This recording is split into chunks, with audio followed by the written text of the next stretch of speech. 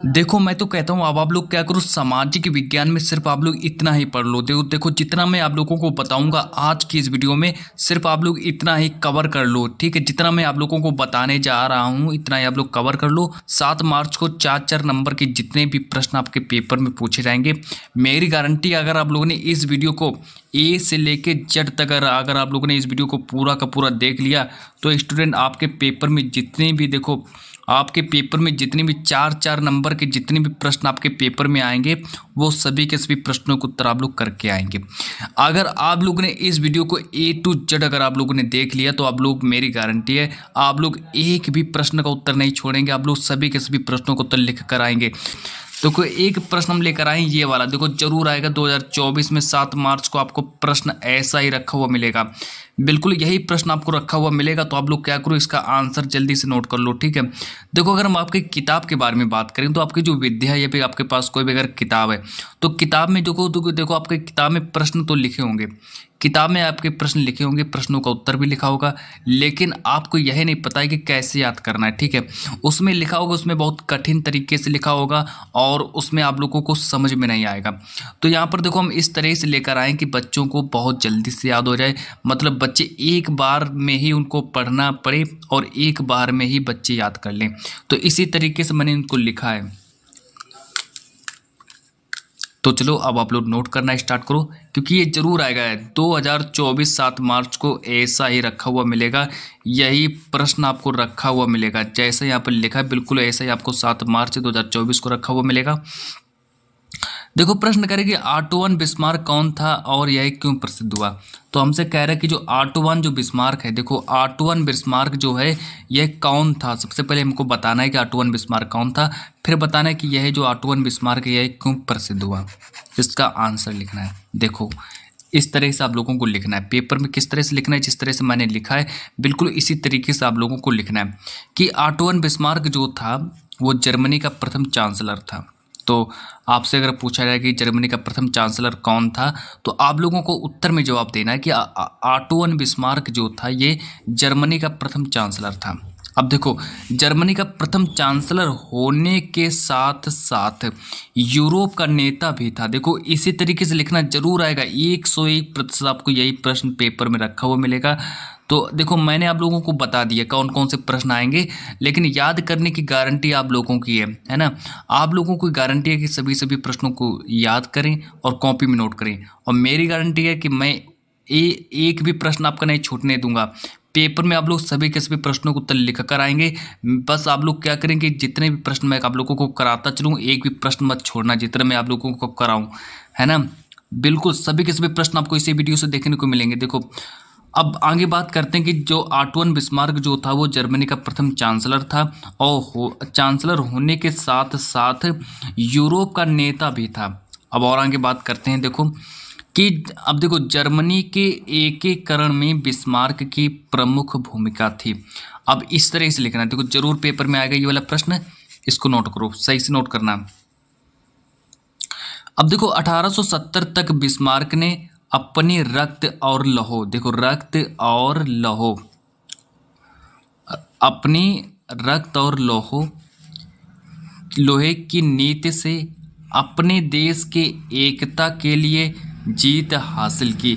अब देखो उसने बिस्मार्क ने क्या किया कि 1870 ईस्वी में जो रक्त और लौह की नीति का पालन किसने किया, तो रक्त और लोहे की नीति का पालन जो आपके जो ऑटोवन बिस्मार्क हैं इन्हीं ने किया था। तो इसको आप लोगों को तैयार करना है। और फिर देखो इन्होंने देखो अपने देश के एकता के लिए, मतलब कि ऑटोवन बिस्मार्क ने जो इनके अपनी देश के एकता के लिए इन्होंने क्या किया, अपनी देश की एकता के लिए जीत हासिल की थी।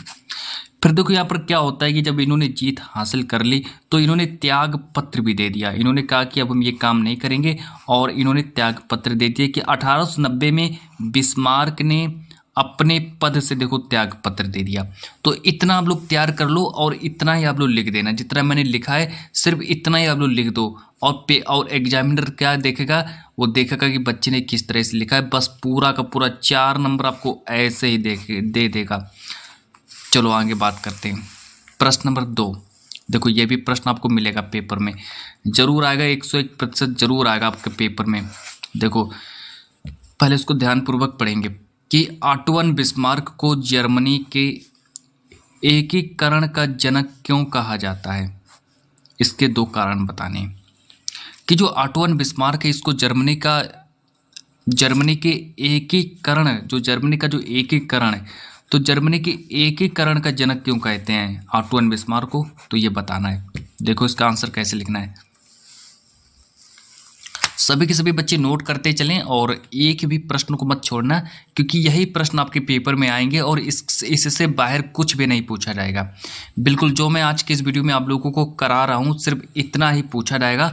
और अब आप लोगों को दोबारा से किसी भी, देखो कुछ भी पढ़ने की ज़रूरत नहीं है सामाजिक विज्ञान में, सिर्फ आप लोग इतना ही तैयार करो जितना मैं आप लोगों को पढ़ा रहा हूँ। देखो ऑटो वन बिस्मार्क ने रक्त और लोहे की नीति पर चलकर जर्मनी का एकीकरण करने में महत्वपूर्ण भूमिका निभाई। पहले यहाँ पर डालेंगे नंबर 1 और नंबर 1 में डालने के बाद फिर आप लोगों को लिखना। देखो मैं एक बार और पढ़ देता हूँ कि ऑटो वन बिस्मार्क ने रक्त और लोहे की नीति पर चलकर जर्मनी का एकीकरण करने में महत्वपूर्ण भूमिका निभाई।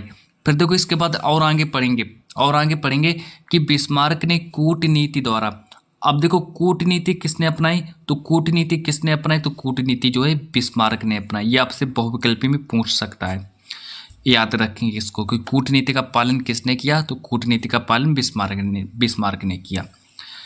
अब और आगे पढ़ेंगे कि बिस्मार्क ने कूटनीति द्वारा ऑस्ट्रिया को वैश्विक पटल पर एकांकी करके प्रशा की शक्ति को मजबूत किया। आप बस ये आपका प्रश्न नंबर 2 जो है ये भी आपका समाप्त हुआ। पूरी किताब का जितना भी इम्पोर्टेंट प्रश्न बनता है सब कुछ एक ही वीडियो में लेकर आए हैं और यहीं से स्टूडेंट आप लोग अपने 4 नंबर के जितने भी प्रश्न आपके पेपर में आएंगे सभी के सभी प्रश्नों को उत्तर आप लोग इसी वीडियो से देख करके लिख देना। देखो मैं एक ही वीडियो में सब कुछ लेकर आया हूँ ताकि आप लोग एक ही वीडियो से फिर आप लोगों को दोबारा से अदर वीडियो देखने की कोई ज़रूरत ना पड़े और आप लोग एक ही वीडियो से अपने सभी के सभी प्रश्नों को उत्तर आप लोग लिख सकें। तो अब हम प्रश्न नंबर 3 की ओर नज़र डालते हैं। प्रश्न नंबर 3 को देखेंगे क्या कह रहा है। प्रश्न नंबर 3 यहाँ पर कह रहा है कि जो भारतीय राष्ट्रीय आंदोलन में भाग लेने वाले किन्हीं 3 नेताओं के नाम लिखो। अब बताना है कि जो भारतीय राष्ट्रीय आंदोलन है, जो आपका भारतीय राष्ट्रीय आंदोलन जो है आपका, तो बताना है कि भारतीय राष्ट्रीय आंदोलन में भाग लेने वाले किन किन नेताओं ने भारतीय राष्ट्रीय आंदोलन में भाग लिया, तो उन लोगों के नाम बताने हैं और उनका नाम लिखना है। देखो कैसे लिखना है, देखो यहाँ पर समझो कि भारतीय राष्ट्रीय आंदोलन में भाग लेने वाले प्रमुख नेता, तो इन नेताओं ने भारतीय राष्ट्रीय आंदोलन में भाग लिया था। तो आप लोग नोट भी कर लो इसको, जैसे आपके लाला लाजपत राय हो गए, बाल गंगाधर तिलक हो गए, सुभाष चंद्र बोस हो गए और विपिन चंद्र पाल हो गए। तो इन लोगों ने भारतीय राष्ट्रीय आंदोलन में भाग लिया था। तो देखो प्रश्न नंबर 3 तक हम बात कर चुके हैं। प्रश्न नंबर 4 को देखेंगे कि प्रश्न नंबर 4 देखो क्या कह रहा है। प्रश्न नंबर 4 को समझेंगे। प्रश्न नंबर 4 को समझेंगे कि प्रश्न नंबर 4 कह रहा है कि महात्मा गांधी द्वारा चलाए गए, प्रश्न नंबर 4 को पहले पढ़ेंगे कि महात्मा गांधी द्वारा चलाए गए किन्हीं 3 आंदोलनों के नाम लिखो। अब यहाँ पर देखो इसका आंसर लिखना है कि महात्मा गांधी द्वारा चलाए गए किन्हीं 3 आंदोलनों के नाम बताने हैं। तो सबसे पहले आप लिखेंगे उत्तर। देखो उत्तर लिखने के बाद फिर इसका उत्तर लिखना स्टार्ट करेंगे कि गांधी जी द्वारा चलाए गए प्रमुख आंदोलन। तो गांधी जी द्वारा चलाए गए प्रमुख आंदोलन समझेंगे। पहला आंदोलन है कि खेड़ा आंदोलन। तो खेड़ा आंदोलन किसने चलाया, तो आप लोग कमेंट करके बताएंगे कि महात्मा गांधी ने चलाया। फिर देखो असहयोग आंदोलन किसने चलाया, असहयोग आंदोलन जो है ये भी महात्मा गांधी ने चलाया। फिर बात करेंगे जो आपका भारत छोड़ो आंदोलन है, ये किसने चलाया, तो इसको भी महात्मा गांधी ने चलाया। अच्छा बात करते हैं आगे कि नमक सत्याग्रह आंदोलन, ये किसने चलाया, तो इसको भी महात्मा गांधी ने चलाया। तो देखो प्रश्न कह रहा है कि महात्मा गांधी द्वारा चलाए गए किन्हीं 3 आंदोलनों के नाम लिखो। जब ये प्रश्न आपके पेपर में आएगा तो आप लोगों को इसमें से 3 नेताओं के नाम लिख देने हैं और 3 ये जो आंदोलन है 3 आंदोलनों के नाम लिख देने हैं। बस आपका प्रश्न नंबर ये जो आपका 4 है आपका कंप्लीट होता हुआ पूरी तरीके से खत्म होता हुआ। अब देखो अगला प्रश्न जो कि वेरी वेरी इंपॉर्टेंट प्रश्न लेकर आए हैं, जो कि हम इस तरह से लेकर आए हैं। देखो पढ़ो पहले इसको, पहले आप लोग ध्यानपूर्वक पढ़ो पहले क्या कह रहा है प्रश्न। प्रश्न को पहले पढ़ो, 2 से 3 बार पढ़ो, तब आप लोगों को समझ में आएगा कि प्रश्न क्या कह रहा है, क्योंकि वेरी वेरी इंपॉर्टेंट प्रश्न है। जो आपकी जो कारण ला है, कारण ला के निरस्त होने के बाद ये प्रश्न पूछा जा चुका है, तो इसीलिए हम इस प्रश्न को लेकर आए हैं कि कारण ला के निरस्त होने के बाद ब्रिटेन की खाद्य समस्या का हल किस प्रकार हुआ, स्पष्ट करें। तो देखो कारण ला के निरस्त होने के बाद जो ब्रिटेन की जो खाद्य समस्या का हल किस प्रकार हुआ वो हमें यहाँ पर स्पष्ट करना है। तो चलो स्पष्ट करते हैं और इसका आंसर लिखना स्टार्ट करते हैं। देखो कैसे स्पष्ट करेंगे, चलो बात करते हैं कि कारण ला के निरस्त होने के बाद ब्रिटेन की खाद्य समस्या लगभग हल हो गई। तो कारण ला जैसे ही जो निरस्त हुआ तो उससे क्या होगा, कारण ला के निरस्त होने के तुरंत बाद क्या होगी, जो ब्रिटेन की जो खाद्य समस्या जो थी वो लगभग हल हो चुकी थी। अब देखो कम कीमत पर लोगों के लिए खाद्य पदार्थों का आयात करना संभव हो गया। देखो कम कीमत पर भी क्या होने लगा कि कम कीमत पर भी लोगों के लिए खाद्य पदार्थों का आयात होने लगा। तो यहाँ से देखो ये नंबर 1 आपका कंप्लीट हुआ। तो नंबर 1 आपका कंप्लीट हुआ, इसमें आप लोगों को नंबर 1 में इतना लिखना है। अब बात करते हैं इसका नंबर 2। देखो नंबर 2 डालेंगे कि आयातित जितना भी खाद्य पदार्थ आयात किया जा रहा है, तो आयातित खाद्य पदार्थों की कीमत ब्रिटेन में उत्पादित खाद्य पदार्थों से कम थी। जितना भी खाद्य पदार्थ आयात किया जा रहा था और उसकी जितनी भी कीमत थी, और जो उत्पादित खाद्य पदार्थों की कीमत से क्या थी, तो उत्पादित खाद्य पदार्थों की कीमत से कम थी। इतना तैयार करो, ये नंबर 2 हो गया। और नंबर 3 डालेंगे और नंबर 3 में लिखना स्टार्ट करेंगे। तो देखो नंबर 3 में क्या क्या लिखेंगे कि खाद्य पदार्थों की कीमत में गिरावट आने से ब्रिटेन में उपयोग का स्तर बढ़ गया। अब जैसे ही देखो कोई चीज़ अगर घट जाती है तो वहाँ पर क्या होता है कि उसकी जो, अब देखो उसका उपयोग बढ़ जाता है, उसका उपयोग बढ़ जाता है। देखो यहाँ पर देखो क्या हुआ कि खाद्य पदार्थों की कीमत में जैसे ही गिरावट आई, मतलब कि जो खाद्य पदार्थ की जितनी भी चीज़ें हैं उनका जब भाव जब गिरा दिया गया, तो भाव के गिरने में क्या हुआ कि उनका जो उपयोग स्तर है वो ज़्यादा बढ़ गया। इससे देखो क्या हुआ कि ब्रिटेन के लोगों की आय में वृद्धि हुई। तो ब्रिटेन के लोगों की आय में देखो वृद्धि हुई, जिससे खाद्य पदार्थों का पहले से अधिक आयात होने लगा, क्योंकि उनका जो भाव था वो कम हो चुका था। और तो इससे क्या हुआ कि जो ब्रिटेन के लोगों की आय में वृद्धि हुई और पदार्थों का जो पहले से अधिक आयात होने लगा, पहले से मतलब अधिक आयात होने लगा। तो ये आपका प्रश्न नंबर जो आपका 6 नंबर है, प्रश्न नंबर जो 5 नंबर, देखो प्रश्न नंबर 5 आपका कंप्लीट हुआ। प्रश्न नंबर 5 में आप लोगों को इतना ही लिखना है, जितना मैंने आप लोगों को लिखाया है प्रश्न नंबर 5 में, सिर्फ आप लोग इतना ही तैयार करो। और बात करते हैं प्रश्न नंबर 6 के बारे में। देखो प्रश्न नंबर 6 वेरी वेरी इंपॉर्टेंट प्रश्न है और प्रश्न नंबर 6 को लेकर आए हैं। तो प्रश्न नंबर 6 को समझेंगे तो कि प्रश्न नंबर 6 हमसे क्या कह रहा है, और प्रश्न नंबर 6 जो है वेरी वेरी इंपॉर्टेंट होने वाला है। देखो प्रश्न नंबर 6 देखो आ चुका है। तो सबसे पहले आप लोग क्या करेंगे, प्रश्न नंबर 6 को पढ़ेंगे कि प्रश्न नंबर 6 क्या कह रहा है, क्योंकि ये प्रश्न इस बार 2024 में जरूर आएगा। जितने भी प्रश्न मैं आप लोगों को करा रहा हूँ यहीं से ही आपके पूरे के पूरे नंबर फंसने वाले हैं। देखो एक भी प्रश्नों का उत्तर आप लोग नहीं छोड़ कर आएंगे, सब कुछ यहीं से आपका कंप्लीट हो जाएगा। देखो समझो इसको कि जल दुर्लभता क्या है। देखो जल दुर्लभता क्या है और इसके 3 प्रमुख कारण बताइए। देखो जल दुर्लभता क्या है, प्रश्न नंबर 6 है कि जल दुर्लभता क्या है, इसके 3 प्रमुख कारण बताने। देखो यहाँ से लिखेंगे कि जल दुर्लभता और इसके मुख्य कारण। देखो यहाँ पर समझो कि जल के विशाल भंडार, देखो जल का जो विशाल भंडार है तथा नवीकरणीय गुण के होते हुए भी यदि जल का अभाव अनुभव किया जाए तो उसे जल दुर्लभता कहते हैं। यानी कि स्टूडेंट अगर यहाँ पर देखो जल के विशाल भंडार, जल का विशाल भंडार है और जल के विशाल भंडार मतलब बहुत ज़्यादा जल होते हुए भी अगर जल का अगर अभाव अगर अनुभव किया जाए, यानी कि बहुत ज़्यादा अगर जल भी है और फिर भी अगर जल का अगर अभाव अगर अनुभव किया जा रहा है तो उसे हम जल दुर्लभता कहेंगे। समझ में आ गया होगा। चलो बात करते हैं। अब देखो बात करते हैं कि जल दुर्लभता के प्रमुख कारण कौन कौन से हो जाएंगे। तो पढ़ेंगे यहाँ पर जल दुर्लभता के प्रमुख कारण। देखो जल दुर्लभता के प्रमुख कारण पढ़ेंगे। चलो इसको समझो।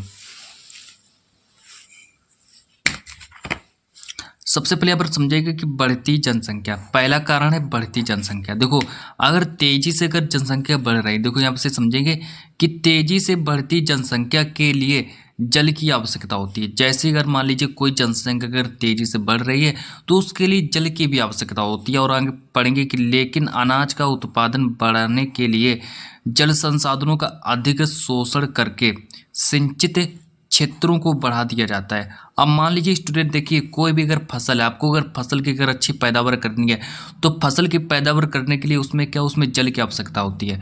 उसमें देखो जल की आवश्यकता होती है। सबसे पहले पढ़ेंगे कि लेकिन अनाज का उत्पादन करने के लिए, देखो अनाज का उत्पादन अगर आपको करना है तो उसके लिए क्या होता है कि उसके लिए जल संसाधनों का अधिक शोषण करके सिंचित क्षेत्रों को बढ़ा दिया जाता है।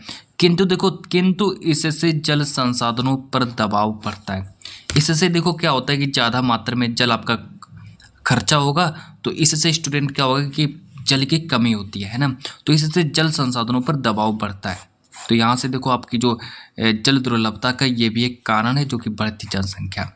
चलो अब नंबर 2 डालेंगे क्योंकि यहाँ पर आपसे पूछा गया कि जल दुर्लभता के कारण बताने। पहला कारण आपका हो चुका है, अब दूसरा कारण डालेंगे यहाँ से।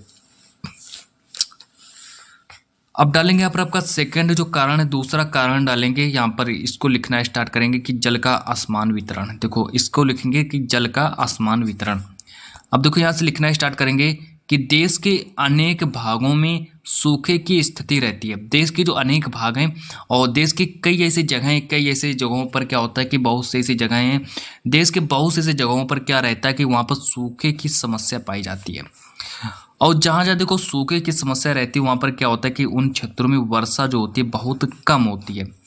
तो हमको वहाँ पर जल दुर्लभता भी दिखाई पड़ती है। जहाँ पर वर्षा मतलब कि यहाँ पर देखो स्टूडेंट समझो मेरी बात को पहले कि देश के अनेक भागों में सूखे की स्थिति रहती है। देश के बहुत से ऐसे भाग हैं जहाँ पर सूखा रहता है, लेकिन वहाँ पर क्या होता है कि उन क्षेत्रों में वर्षा कम होती है तो उसी को वहाँ पर देखो जल दुर्लभता दिखाई पड़ती है। फिर नंबर 3 हेडिंग डालेंगे।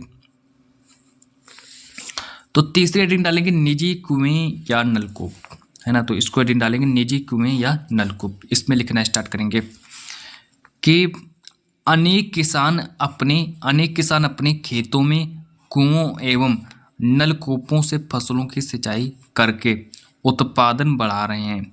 अब बहुत से ऐसे किसान हैं, आप लोगों ने बहुत से ऐसे किसानों को देखा होगा जो क्या करते हैं कि वो कुआं से या फिर नलकूपों से फसलों की सिंचाई कर रहे हैं। देखो फसलों के यानी कि देखो नलकूपों से फसलों की सिंचाई करके उत्पादन बढ़ा रहे हैं, किंतु इसके कारण भूजल स्तर लगातार नीचे जा रहा है। अब देखो जब वो देखो नलकूपों से अपनी सिंचाई कर रहे हैं, खेतों फसलों की नलकूपों से सिंचाई कर रहे हैं, तो इससे क्या होता है कि जल जो घट रहा है, जल स्तर जो भूजल स्तर मतलब कि भूमि का जो जल स्तर है वो नीचे गिरता चला जा रहा है और वो नीचे घट रहा है। देखो इससे देखो जिससे लोगों के लिए जल की कमी हो रही है। अब ये देखो यहाँ से देखो बहुत से किसानों को देखा होगा जो कि नलकूपों से सिंचाई करते हैं, फिर बाद में क्या होता है कि जो भूमि का जो जल स्तर वो नीचे गिरता हुआ चला जा रहा है, तो इससे लोगों में क्या हो रहा है, लोगों में जल की कमी हो रही है। तो इसको समझेंगे और बात करते हैं प्रश्न नंबर 7 के बारे में। देखो प्रश्न नंबर 7 सब पूरा A to Z आपको इस वीडियो में देखने को मिलेगा, सब कुछ कंप्लीट है एक ही वीडियो में। और प्रश्न नंबर 7 को देखो कि भारतीय कृषि की कोई 3 विशेषताएं बताइए। भारतीय कृषि की कोई 3 विशेषताएं बतानी है। अब देखो यहाँ पर लिखेंगे भारतीय कृषि की 3 विशेषताएं इस प्रकार हैं। देखो समझो, पहली विशेषता भारतीय कृषि की पहली विशेषता लिखेंगे कि उर्वरकों और रासायनिक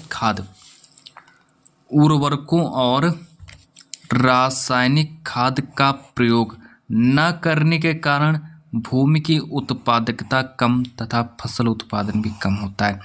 अब देखो स्टूडेंट, आप लोग अगर किसी भी कोई भी अगर आपके पास फसल है, फसल में अगर आप लोग उर्वरक का प्रयोग नहीं करेंगे या फिर आप लोग रासायनिक खाद का प्रयोग नहीं करेंगे, रासायनिक खाद का अगर आप लोग प्रयोग नहीं करेंगे तो देखो भूमि की जो उत्पादकता है वो कम हो जाएगी और आपको फसल उत्पादन में आप लोगों को कम देखने को मिलेगा।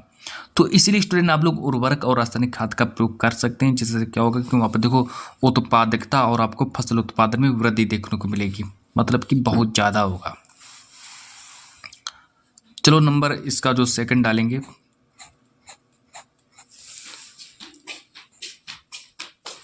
नंबर सेकंड में लिखना स्टार्ट करेंगे कि भारतीय कृषि प्रायः मानसूनी वर्षा मृदा की उर्वरता पर निर्भर करती है। जो भारतीय कृषि जो होती है वो प्रायः मानसूनी वर्षा जो मृदा की जो उर्वरता जो होती है उस पर निर्भर करती है। चलो नंबर 3 को समझेंगे कि भारत के लोगों का जीवन स्तर निम्न होने के कारण ये लोग आधुनिक कृषि नहीं कर सकते, इनके पास इनके कृषि उपकरण भी पुरानी प्रकृति के। चलो इतना आप लोग समझो। और ये प्रश्न नंबर आपका जो 7 नंबर है, प्रश्न नंबर 7 आपका कंप्लीट होता हुआ। और प्रश्न नंबर 7 में सिर्फ आप लोग इतना ही तैयार करो। और देखो प्रश्न नंबर 8 को देखो, प्रश्न नंबर 8 देखो क्या कह रहा है। प्रश्न नंबर 8 करेगी अलोह खनिज से आप क्या समझते हैं, कोई 2 उदाहरण दीजिए। अलोह खनिज से आप क्या समझते हैं, कोई 2 उदाहरण दीजिए। इसका आंसर देखो ऐसे लिखेंगे, अलोह खनिज में लोहा नहीं पाया जाता है या फिर बहुत कम मात्रा में पाया जाता है। जो जितने भी अलोह खनिज जितने भी होते हैं उसमें लोहा नहीं पाया जाता है और या फिर बहुत कम मात्रा में पाया जाता है। इसके उदाहरण देखो, सोना, चांदी, तांबा, टिन, सीसा, जस्ता। तो ये आपके 8 वेरी वेरी इंपॉर्टेंट प्रश्न थे। तो आज की इस वीडियो को इतना रखते हैं और मिलते हैं नेक्स्ट वीडियो के साथ।